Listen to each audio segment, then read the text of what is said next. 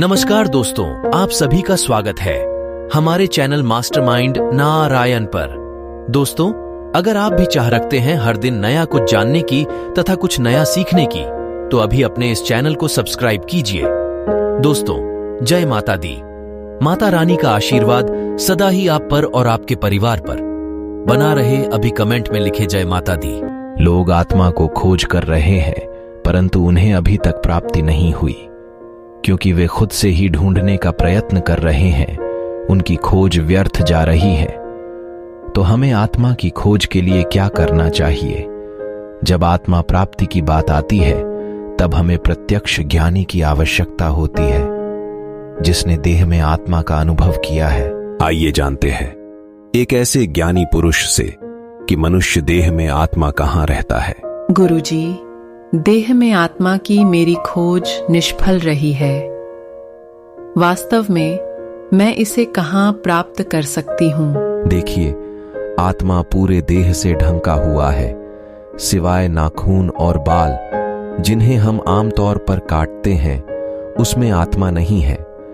आत्मा पूरे देह में है। यदि हम देह पर कहीं भी सुई को चुभोते हैं और हमें दर्द का अनुभव होता है, इसका मतलब है कि वहां आत्मा हाजिर है। जहां भी पीड़ा महसूस होती है, वहां आत्मा हाजिर है। मृत्यु के समय जब आत्मा देह को छोड़ दे, तब चाहे कोई कितनी भी बार सुई चुभोए, तब देह ना ही कुछ बोलेगा या हिलेगा। होगा क्या ऐसा? ऐसा इसलिए क्योंकि आत्मा की अनुपस्थिति में देह को कोई पीड़ा का अनुभव नहीं होता है। गुरुजी, लेकिन इस शरीर में आत्मा का स्थान कौन सा है? ऐसा है, आत्मा इस शरीर में कौन सी जगह पर नहीं है।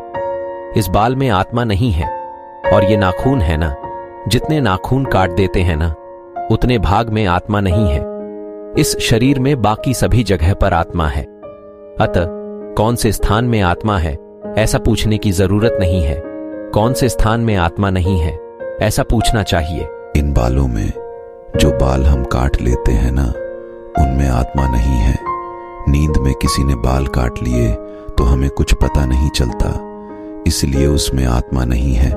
और जहां पर आत्मा है ना, वहां तो यह पिन चुभोए तो तुरंत ही पता चल जाता है। गुरुजी, सामान्य रूप से आत्मा तो दिमाग में होता है ना, और इन ज्ञान तंतुओं के कारण ही पिन चुभोने पर वह पता चलता है ना? नहीं, पूरे शरीर में आत्मा है। दिमाग में तो दिमाग होता है, वह तो मशीनरी है, और वह सब तो अंदर की खबर देने वाले साधन है। आत्मा तो पूरे शरीर में उपस्थित है। यहां पैर में जरा सा कांटा लगा कि तुरंत पता चल जाता है ना। आत्मा की उपस्थिति की वजह से शरीर में सुख और दुख की अनुभूति या संवेदना हाजिर रहती है। हालांकि दिलचस्प बात यह है कि आत्मा को यह सुख और दुख का अनुभव नहीं होता है। आत्मा का स्वभाव ज्ञान स्वरूप है, इसीलिए आत्मा सुख और दुख को जानता है। वह और किसी भी चीज में तन्मयाकार नहीं होता है।